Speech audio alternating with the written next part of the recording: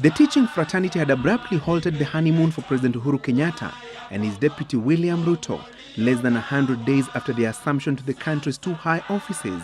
This is an issue that you agreed 15 years ago when some of us were nowhere close to being anywhere in government. Now we are only here for 3 months and you're telling us what two governments over a period of close to 15 years have not delivered, you expect us now to do in 3 months. My friends, let's be reasonable. And for 2 weeks, the government pleaded with the teachers' union to call off the strike with little success, prompting a change of tact. Behind the scenes, intrigues indicate that the government resolved to play hardball to break the spirits of the 270,000 members of the Kenya National Union of Teachers and their top leaders. You see, there is no question about it. If you choose not to remain in work, you have sacked yourself. Yes. With no solution in sight, the government, by withholding the teachers' June pay, had touched their underbelly. With financial challenges and unpaid bills, some of the teachers appeared to cave in, despite the NAT officials appearing resolute. And because of the intimidation, we are more prepared to travel the mile, however long it takes.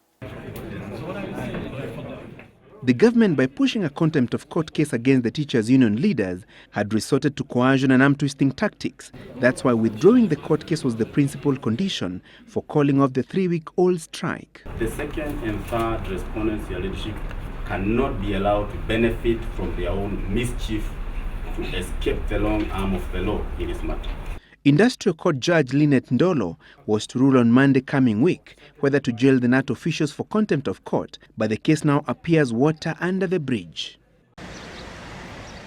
A spot check across the country indicates that trained but unemployed teachers had begun heeding to the government's call for applications to replace the striking teachers.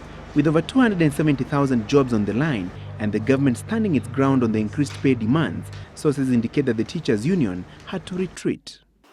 And by the way, 534 is house, medical, and commuter.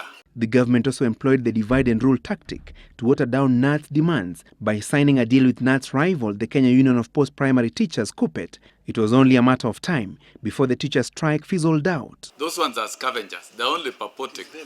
What were they negotiating when they were not even on strike, which never was? So really, we negotiated, and we have signed agreements. We know where we negotiated. So those facts are very clear. Next question.